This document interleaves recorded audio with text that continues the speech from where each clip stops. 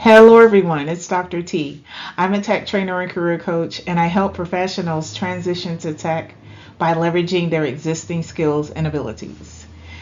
Did you know that there are various companies and countries around the world that are looking for you and your skill set to help them close a particular skill gap? Canada, Germany, Australia, the UK, Singapore, and the Netherlands have developed these programs for highly skilled foreign workers to come over and live and work fairly easily. In this video, we'll talk about the Netherlands. So the Netherlands has established the highly skilled migrant program. They are targeting skilled workers in this program, including those in the tech industry, to come over and live and work in the country.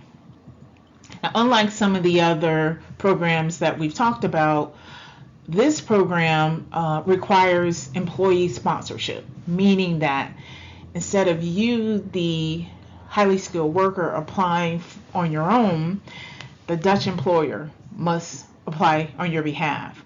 That employer who is looking to hire you must act as a sponsor and apply for the residence program on your behalf.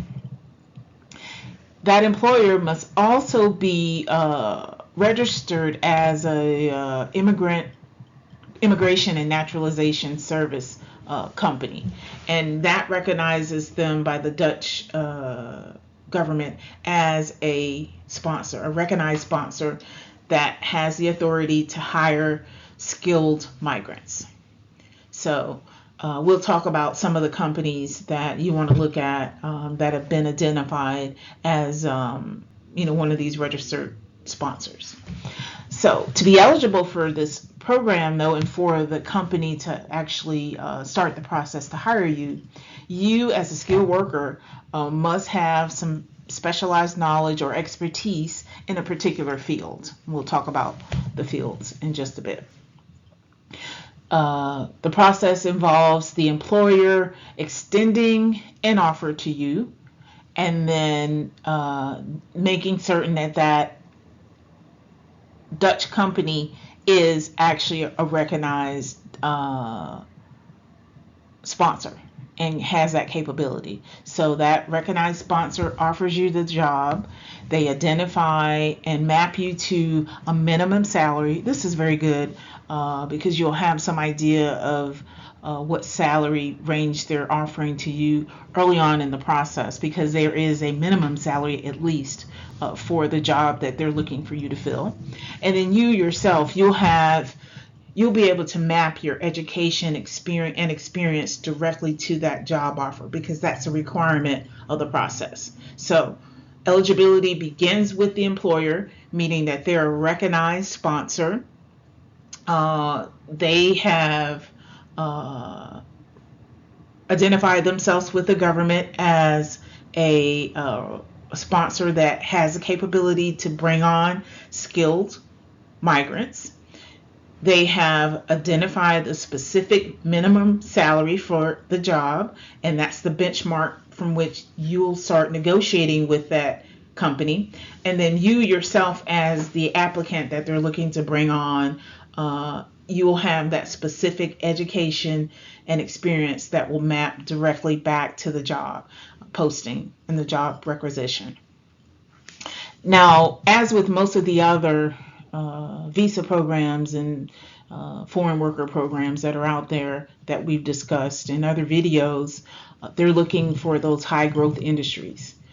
They have skill gaps in being able to hire for software engineering projects, software engineers, product managers, social media managers, AI engineers, and some fintech roles as well.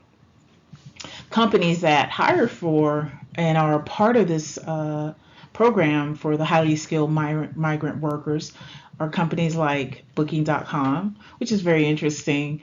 'Cause imagine being in the interview process and being able to tell the interview panel that you've used Booking.com several times to manage your vacations or whatever sabbaticals you've taken, and to now be on the consideration block to actually be hired as an employee.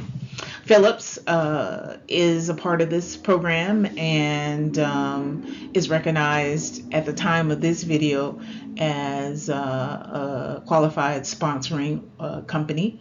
Heineken is another one that is recognized by the Dutch government as having the capability to bring on migrant workers. And Accenture is a consulting firm with global presence.